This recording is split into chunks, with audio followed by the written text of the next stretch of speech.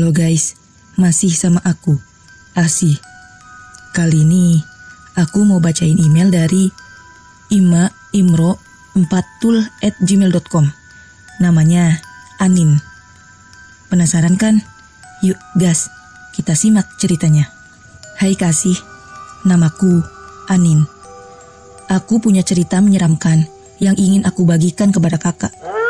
Cerita menyeramkan ini aku alami bersama adik sepupuku. Waktu itu, aku sedang menjemput sepupuku yang baru pulang sekolah. Dia posisinya masih kelas 1 SMP, sedangkan aku sudah masuk SMA. Saat itu, seperti hari-hari sebelumnya, aku menjemput sepupuku pulang.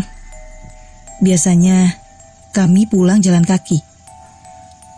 Karena letak rumah dan sekolah yang tergolong dekat. Tapi, berbeda dengan hari biasanya di mana perjalanan kami berjalan lancar. Saat hari ini sangat berbeda.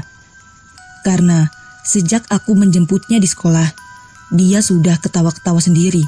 Dan keanehan dia semakin bertambah ketika kami berdua melewati sebuah TK yang sudah tidak digunakan lagi. Tiba-tiba saja, sepupuku bertingkah aneh. Dia masuk ke TK itu, bermain ayunan sambil berbicara sendiri. Bulu kuduku tiba-tiba merinding melihat kelakuan aneh sepupuku itu. Aku melihat-lihat sekeliling TK. Cuacanya mendung, suasana sangat sepi, dan di sekitar bangunan terdapat banyak rumput-rumput liar yang tumbuh sangat tinggi. Hal ini membuat perasaanku jadi semakin tidak enak.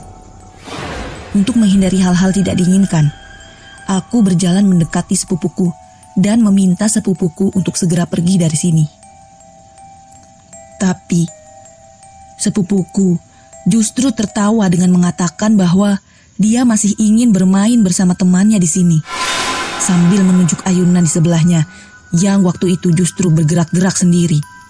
Mataku terbelalak melihat kejadian tersebut. Aku buru-buru menarik tangan sepupuku dan cepat-cepat membawanya pergi dari sana.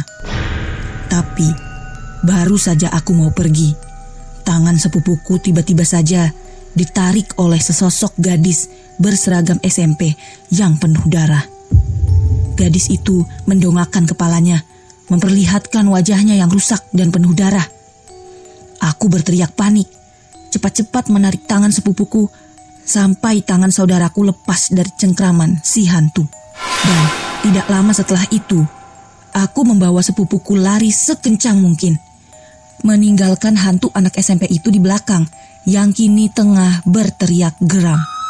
Tidak lupa, aku juga menceritakan peristiwa menyeramkan yang baru saja kami alami kepada orang tua kami.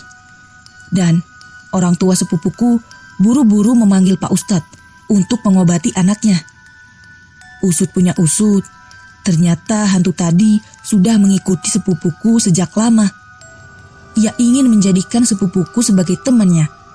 Namun, karena terhalang dimensi, membuat niat dia tidak bisa direalisasikan. Dan sejak saat itu, sepupuku dilarang untuk lewat TK itu lagi, demi menghindari terulangnya kejadian yang sama. Jadi gitu guys, cerita dari Anin. Nyeremin banget ya. Kalau kalian punya cerita horor juga, jangan lupa kirim ke emailku ya, ceritamisteriku.id@gmail.com. Bye.